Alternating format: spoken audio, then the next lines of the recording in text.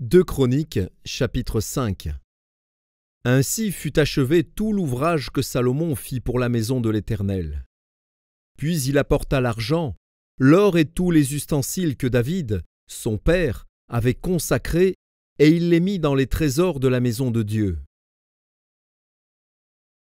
Alors Salomon assembla à Jérusalem les anciens d'Israël et tous les chefs des tribus, les chefs de la famille des enfants d'Israël, pour transporter de la cité de David, qui est Sion, l'arche de l'alliance de l'Éternel.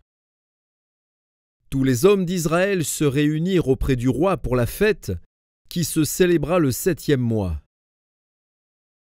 Lorsque tous les anciens d'Israël furent arrivés, les Lévites portèrent l'arche. Ils transportèrent l'arche, la tente d'assignation et tous les ustensiles sacrés qui étaient dans la tente. Ce furent les sacrificateurs et les Lévites qui les transportèrent. Le roi Salomon et toute l'assemblée d'Israël convoquée auprès de lui se tinrent devant l'arche. Ils sacrifièrent des brebis et des bœufs, qui ne purent être ni comptés ni dénombrés à cause de leur multitude. Les sacrificateurs portèrent l'arche de l'alliance de l'Éternel à sa place, dans le sanctuaire de la maison, dans le lieu très saint, sous les ailes des chérubins. Les chérubins avaient des ailes étendues sur la place de l'arche, et ils couvraient l'arche de ses barres par-dessus. On avait donné aux barres une longueur telle que leurs extrémités se voyaient à distance de l'arche devant le sanctuaire, mais ne se voyaient point du dehors. L'arche a été là jusqu'à ce jour.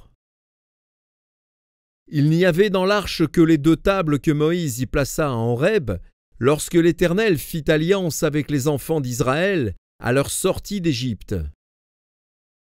Au moment où les sacrificateurs sortirent du lieu saint, car tous les sacrificateurs présents s'étaient sanctifiés sans observer l'ordre des classes, et tous les Lévites qui étaient chantres, Asaph, Héman, Jéduthun, leurs fils et leurs frères, revêtus de byssus, se tenaient à l'orient de l'autel avec des cymbales, des luths et des harpes, et avaient auprès d'eux 120 sacrificateurs sonnant des trompettes, et lorsque ceux qui sonnaient des trompettes et ceux qui chantaient, s'unissant d'un même accord pour célébrer et pour louer l'Éternel, firent retentir les trompettes, les cymbales et les autres instruments, et célébrèrent l'Éternel par ces paroles.